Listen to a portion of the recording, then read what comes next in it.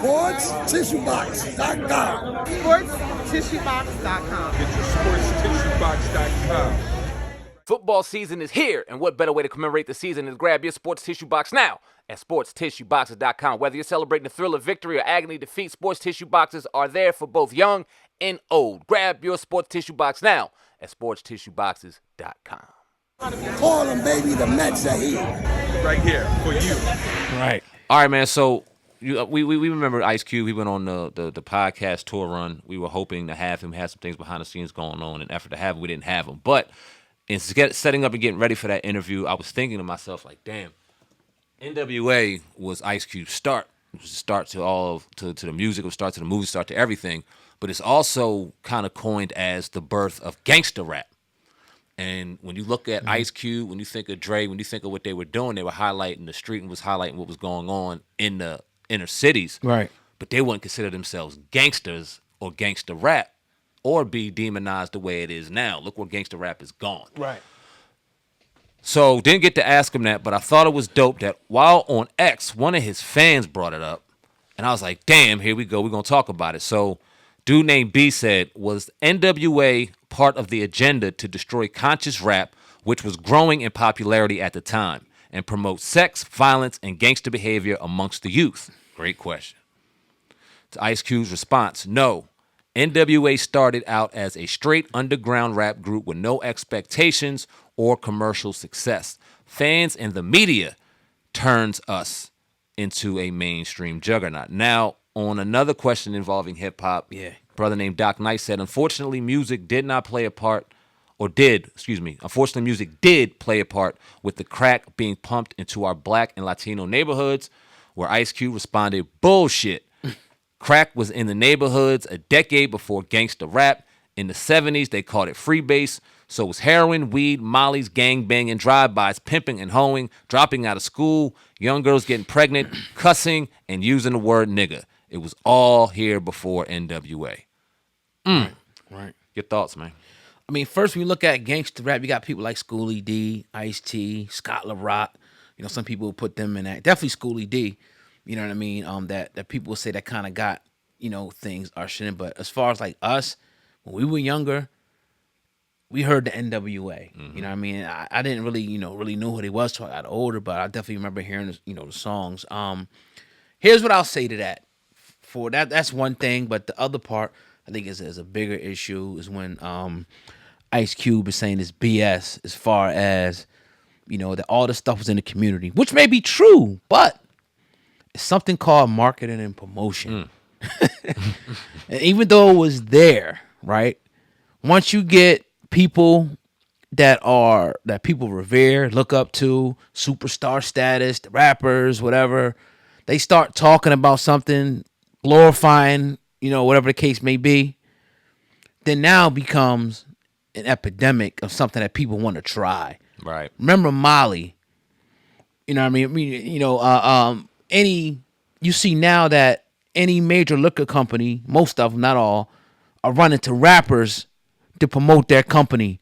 Look at what Diddy did with Ciroc, man.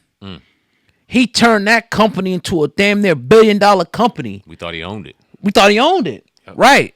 So for you to sit up there and say like, maybe that's the reason why he didn't come on the show. He probably disagree with us. By the time we went on the situation, topics like that. But if you want to sit up here and say, yeah, it was there, fine. But when you got groups and people that start to highlight that and not just highlight it, but glorify it and push it onto, young, unsuspecting people, now it becomes the thing to do. Let me wear the fitted hat.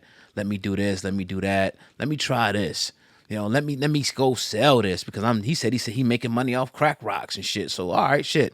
It's in my neighborhood. I'm going to make some money off crack rock. So, but I would love, that's why we wanted to have him on the show. Yeah, man. I would love this back and forth dialogue because maybe Ice Cube can tell us some shit that we really don't know. He was actually there. Yeah. But from my opinion, I would say, my perspective, I would think he would be wrong in that aspect. And this is why we want him on here. Right. Because this could be dope conversation because I guarantee you he has a perspective that we're not seeing. And we may not agree with it still, but I'm sure it would involve and invoke great conversation. On the other side, because I think you nailed it right on the head when it came to the question with him saying bullshit with the crack. NWA starting out as underground with no expectation of commercial success, and him pretty much blaming the fans and the media, turning him into mainstream juggernauts. Now, obviously, the media in France turned him into the global giant that they are still today. But did he answer the question? Were they a part of the agenda to destroy conscious rap? I don't think. That's another part. Yeah. I don't think that originally they were out to do that. Right. Right. You know what I'm saying? But when you start going on tour and you start, you know what I mean? I believe it was Detroit that shut down your show because you couldn't scream "fuck the police," and when it was starting to really be deemed gangster rap by the people in the suburbs and the contemporaries and the people that was scared of your message, you didn't shut it down. It wasn't, no, we're not gangster rap. This is conscious. We're just talking about what we're going on. You embraced it. So, and I don't know if you embraced it at the time. I mean, you embraced it. I mean, it is what it is. You were young. Y'all were hot. It was dope. And that would not have been y'all intent in the beginning, but in my opinion, it was kind of embraced. So I would just love to hear more about it because, like I said, I don't originally believe it was that. But once they became pretty much the crown prince of gangster rap and they kind of spawned this big thing when you got what's my Miss Dolores Tucker saying wanting to ban music, and what we got going on in Miami with Luke fighting the Supreme Court. A lot of that stemmed from gangster rap, and now when we ask the question, how has gangster rap helped? It really hasn't. It's actually hurt quite a bit, and it falls in line with crack being in the streets before hip hop was out. But once it came out, now it went from us glorifying selling it to now us glorifying using it. Yeah. And it all streams.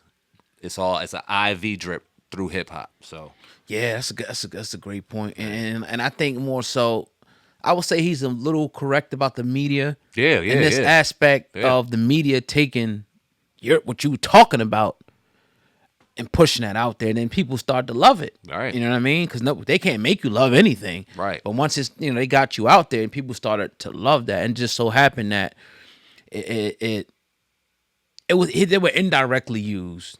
Maybe even if they wasn't willing, it was still used. Right. You know what I mean? Because it spread like a wildfire to where everybody started doing it now, and the conscious shit just kind of went under. Like, man, F that.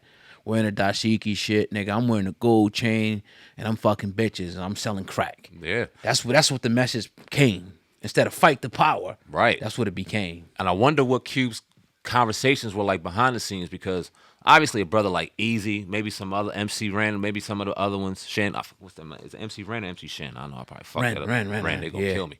But, they probably embrace it a little bit, but did Cube embrace it? Did Dre embrace it? Like, I would like to know.